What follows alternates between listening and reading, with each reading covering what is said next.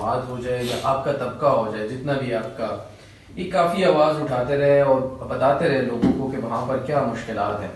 کہا جاتا ہے کہ سنی شیعہ لڑائی ہے. اگر ایسا نہیں ہے تو سنی جو طبقہ ہے وہ آگے بڑھ کر اس پر بات کرتا ہوا ہمیں کبھی نظر نہیں آیا.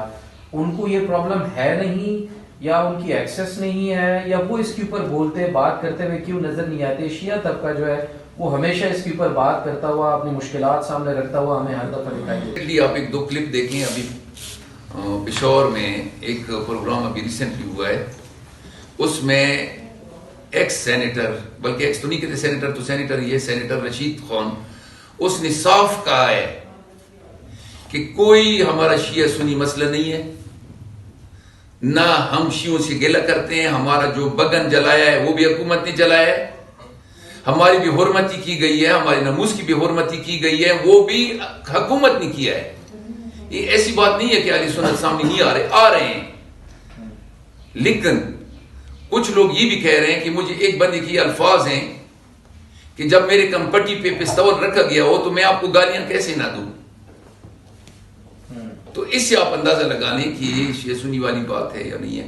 کوئی شیعہ سنی بات نہیں ہے. اہل سنت والی بھی بول رہے ہیں، جو حق بات جن کو پتہ ہے وہ آگے آ رہے ہیں اور بول بھی رہے ہیں، اور جو پریشرائز کیا جاتا ہے پھر مجبوری سے وہ پھر مخالف میں وہ پریشرائز ہو کے پھر بولتے ہیں. میں یہ کہوں گا کہ وہ دل کی باتیں ان کی نہیں ہیں. اچھا، یہ جو حکومت نقصان کر رہی ہے یہ فیڈرل ہے یا صوبائی ہے؟ اور دوسرا، ایمل ولی خان نے وہاں وزٹ کیا تھا تو ان کی جانب سے یہ کہا گیا تھا کہ یہ جگہ امریکہ کو چاہیے اور وہ یہاں پر اپنا کوئی اڈا بنانا چاہتی ہے، تو اسی لیے یہاں پر اس طرح کے فسادات کیے جا رہے ہیں تاکہ یہاں کے جو لوگ ہیں وہ تنگ ہو کے یہاں علاقہ چھوڑ کے چلے جائیں اور پھر وہ دے سکیں. اچھا، اسی میں لے لیجیے کہ بفر زون کا کوئی تعلق تو نہیں ہے؟ جو افغانستان اور پاکستان کے درمیان کچھ طاقتیں بفر زون بنانا چاہتی ہیں، اس علاقے کا اس بات سے کوئی تعلق تو نہیں ہے جیسے انہوں نے سوال کیا؟ اس میں ایک فیکٹر ہے. میں آپ کو یہ تھوڑا سا بفر زون کی اپنی بات کر لی. آلریڈی ہمارا ایک بفر زون پڑا ہے، واخان والی پٹی جو ہے، جو ویڈتھ میں 17 کلومیٹر ہے اور لینتھ میں مور دین 25 کلومیٹر ہے. اب چونکہ یہ بات بھی سامنے آ رہی ہے کہ سی پیک کا بھی کوئی مسئلہ پیچھے جا رہا ہے. ادھر آپ لوگوں کو بھی شاید آپ کے علم میں ہو کہ تاجکستان سے ایک M45 ایک موٹر وے آ رہی ہے جو آگے ہمارے کشغر اور ادھر چائنا کو وہ ٹچ کرتی ہے وہ موٹر وے. تو اس کے لیے اگر آپ ادھر سے جاتے ہیں بروغل سائڈ سے، چترال کی سائڈ سے بفر زون کے اوپر، تو یہ آپ کو پھر افغانستان میں صرف 70 کلومیٹر ٹریول کرنا پڑتا ہے. پھر آپ وہ M45 کو ٹچ کرتے ہیں. دوسری طرف سے ایک گرم چشمہ کی طرف سے یہ لورا پاس ہے، اس میں 13 کلومیٹر اگر آپ ٹنل نکالتے ہیں تو یہ 12 مہینے آپ کا یہ روڈ آل سیزن چل سکتا ہے. تو ابھی یہ بھی سننے میں آ رہا ہے کہ چونکہ چائنا اس طرف سے کوشش کر رہا ہے بندر عباس کی طرف، تو امریکہ ادھر سے مانیٹر کرنے کے لیے ان کی یہ کوشش ہے کہ ادھر وہ کچھ اڈے بنا لیں یا کچھ اور ایسی وہ کوئی مانیٹرنگ اسٹیشن بنا لیں. یہ بات بھی ایک آ رہی ہے. لیکن اس کے لیے ہم معذرت کے ساتھ یہ کہتے ہیں کہ خدا را اگر آپ لوگوں نے کرنا ہے، گورنمنٹ ہے جو کرتے ہو کرو، ہمیں تو ڈسٹرب نہ کرو نا، ہم یہ کہتے ہیں. بہت شکریہ. میں صرف اتنا کہوں گا کہ ریاست کا جو کام ہے، جو ریاست کی ذمہ داری ہے وہ کیا ہے. اگر براجنار میں لینڈ ڈسپیوٹ ہے، اگر 2 فریقین ہیں یا 2 قبائل ہیں، تو ریاست کی ذمہ داری بنتی ہے اگر کوئی وہاں پہ ڈسپیوٹ ہے تو وہ حل کرا دیں. کیوں بیٹھے ہوئے خاموش تماشائی؟ پھر راستے کی جہاں کی بات ہے، یہ جو جرگہ ہو گیا، جرگے دونوں فریقین نے دستخط کر دیے. یہ میں آپ کو بڑی اہم بات بتانے جا رہا ہوں کہ دونوں فریقین نے دستخط کر دیے ہیں، دونوں فریقین راضی ہیں، دونوں فریقین میں کوئی ڈسپیوٹ نہیں ہے. لیکن ایک فریق نے ابھی تک 50 سے پلس وہ کر کے خلاف ورزیاں کر کے وہ مطلب اتنے زیادہ خلاف ورزیاں کی. اچھا، دوسرا آپ لوگ کہتے ہیں کہ جب جرگہ ہو گیا تو دونوں فریقین کی منظور بھی ہے، عمل کیوں نہیں ہو رہا؟ عمل وہاں اس لیے نہیں ہو رہا ہے کہ پیچھے جو دہشت گرد بیٹھے ہوئے ہیں، جس کے جو آ کے کنوائی کو لوٹ رہے ہیں اور کنوائی سے وہ سامان اکٹھا کر کے پہاڑوں میں لے کے سیل آؤٹ کرتے ہیں، پہاڑوں میں لے کے سیل آؤٹ کرتے ہیں، اور جرگے میں بران کو تھریٹ کر رہے ہیں کہ اگر تم نے یہ بیان نہیں دیا، اگر تم نے یہ نہیں کر دیا، اگر تم نے یہ نہیں کیا تو میں تمہارا بیٹا ہوا کر دوں گا، قتل کر دوں گا. یہ جو دہشت گرد ہے جو 30-40 کے قریب جو وہاں پہ بیٹھے ہوئے ہیں، وہ اپنا بزنس بنایا ہوا ہے. وہ اہل سنت والے لوگوں کو انہوں نے یرغمال بنایا ہوا ہے. اہل سنت کو انہوں نے یرغمال بنایا ہوا ہے، اور وہی لوگ کنوائی میں آ کے لوگوں سے مال وغیرہ اکٹھا کر رہے ہیں. اسٹیٹ کو پتہ ہے کہ وہ بندہ جا رہا ہے، وہ بندہ جا رہا ہے، اسٹیٹ جانتا ہے سب کو.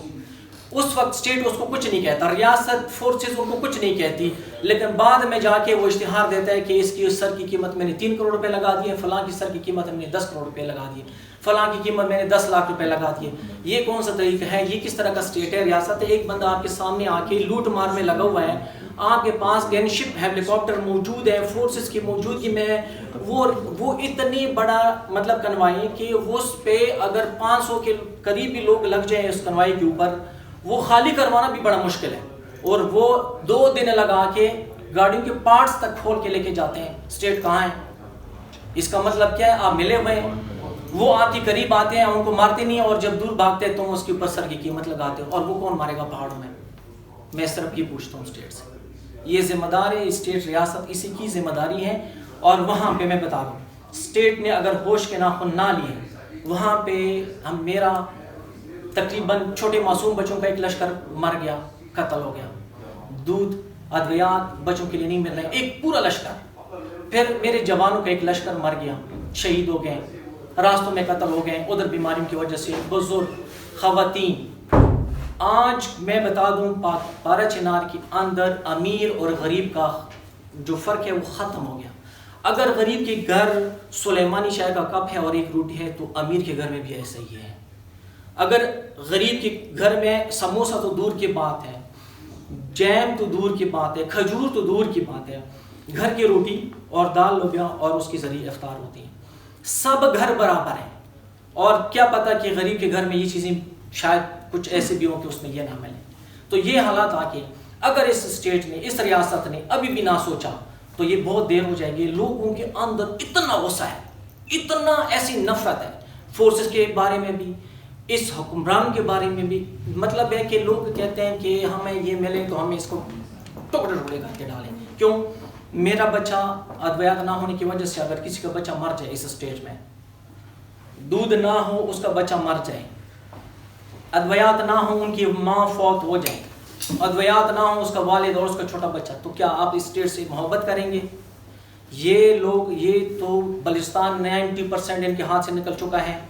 اور KPK میں صرف اور صرف یہاں پہ شیعہ سنی نہیں ہے کہ شیعہ سنی ہے. شیعہ سنی پنجاب میں نہیں ہے، اس جنگ میں سنی نہیں ہے. اگر تم نے کبھی کہتا ہے کہ سپاہی صاحب والے آئے ہیں، تو سپاہی صاحب والے کی جنگ میں شیعہ نظر نہیں آتے؟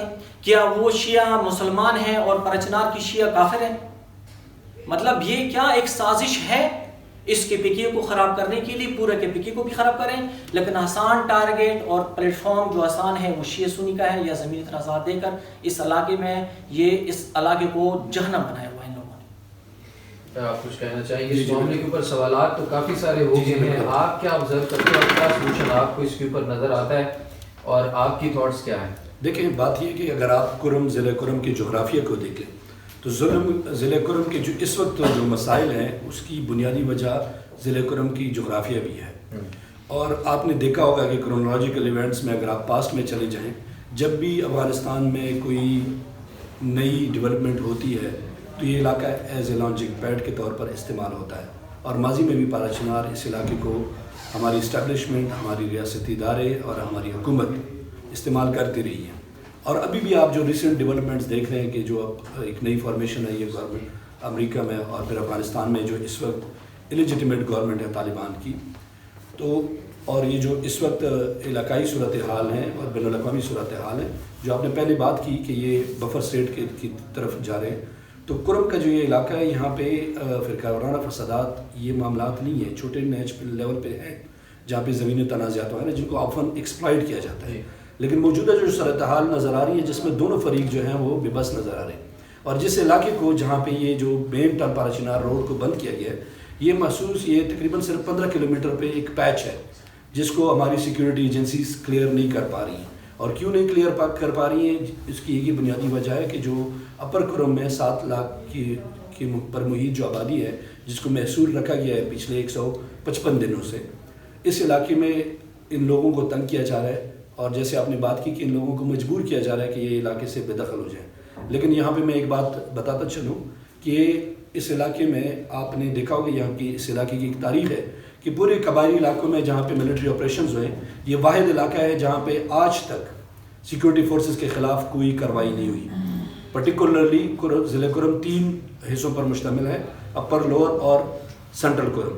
اپر کرم کا جو علاقہ اس وقت محصور ہے، جس آبادی کو محصور کیا گیا ہے، اور کچھ علاقے لوور کرم میں بھی محصور ہے جہاں کے لوگ نقل و حرکت نہیں کر سکتے، جہاں تک اشیاء خوردنوش اور ادویات کی ترسیل ناممکن ناپید ہو چکی ہے.